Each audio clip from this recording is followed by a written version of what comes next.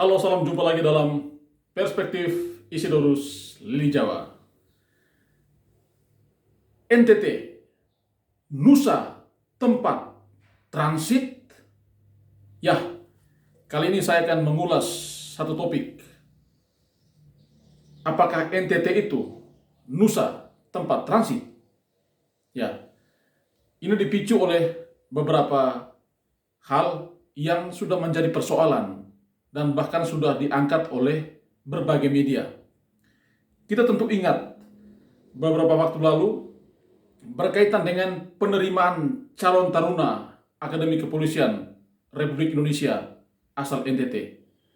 Untuk tahun 2022 ada 6 cater akpol yang lulus dan semuanya bukan putra daerah NTT, atau dari 6 orang itu tidak ada satupun yang merupakan putra daerah NTT.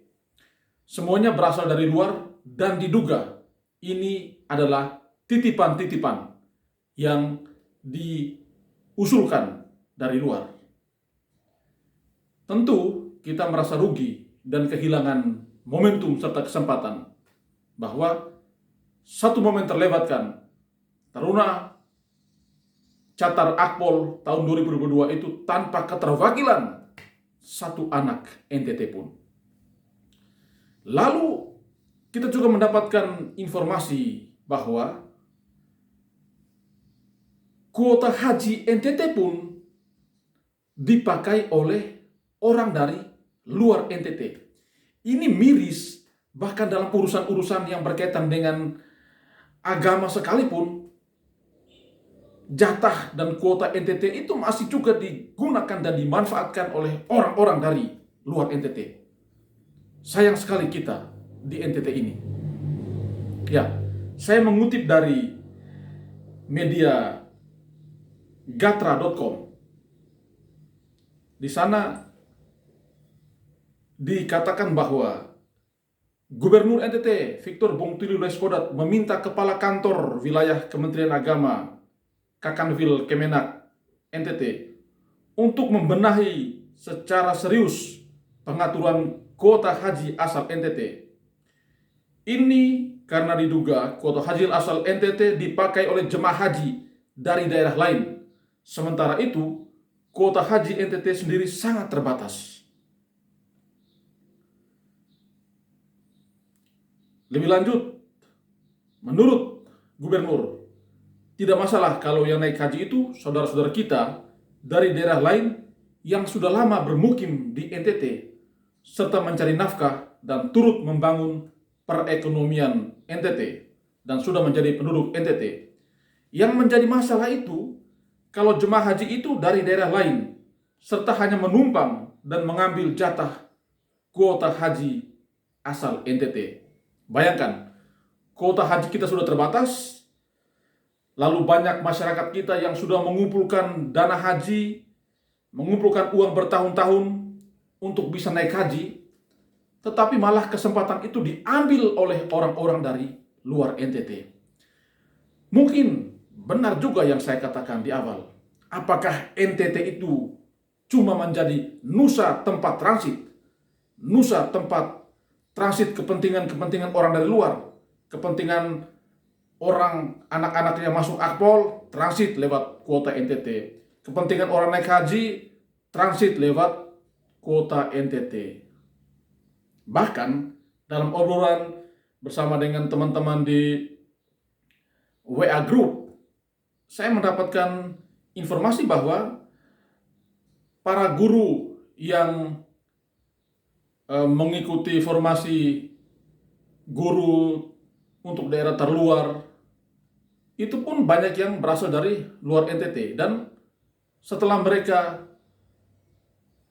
sah menjadi guru, dalam 1-2 tahun mereka mengajukan untuk pindah ke daerahnya. Ya. Begitupun ASN dalam formasi yang lain. Dari daerah-daerah lain mereka datang ke NTT, tes menjadi ASN, setelah lulus menjadi ASN, 1-2 tahun mereka mengajukan untuk pindah ke daerahnya. Jadi benar, NTT itu cuma menjadi transit untuk kepentingan-kepentingan sepihak mereka. Ini memang memprihatinkan ya. Kita sebagai anak Nusa Tenggara Timur tentu merasa sedih dengan fakta semacam ini. Seolah-olah kita di NTT tidak bisa memenuhi kuota-kuota itu, atau memang kita tidak mampu menjawab seberapa banyak kuota yang harus kita penuhi. Karena itu harus diambil kesempatan itu oleh orang-orang dari luar NTT. Ini mesti juga menjadi perhatian kita bersama. Kita NTT bisa, anak-anak kita bisa menjadi catar akpol, ya. Orang-orang kita yang sudah mengumpulkan dana bertahun-tahun seharusnya diprioritaskan menjadi jemaah haji. Mengapa harus mendatangkan orang dari luar NTT? Ada apa ini? Apakah ini pekerjaan mafia? Bisa jadi kalau semuanya harus didatangkan dari luar, sementara warga NTT bisa memenuhi kuota itu. Ya, saya pikir ini bisa menjadi pemicu diskusi di berbagai momen dan kesempatan bahwa kita pastikan NTT itu bukan Nusa tempat transit. Jadi stop yang mau memanfaatkan NTT hanya untuk sekedar mengambil kuota-kuota milik NTT. Misalnya kuota menjadi catar akpol, kuota menjadi ASN, kuota menjadi jemaah haji, dan kuota-kuota lain. Stop mengambil kesempatan itu. Karena NTT bisa, kami bisa mengisi dan memenuhi kuota itu. Jadi jangan manfaatkan kuota-kuota itu, ya. Mudah-mudahan catatan ini bisa mengingatkan kita dan memicu kita untuk terus mempersiapkan generasi-generasi muda yang siap bersaing secara sehat dan juga mempersiapkan segala hal agar kuota kita tidak diambil orang.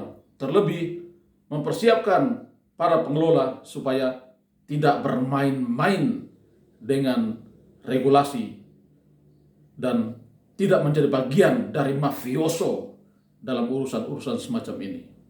Oke, terima kasih banyak. Salam sehat dan Tuhan memberkati.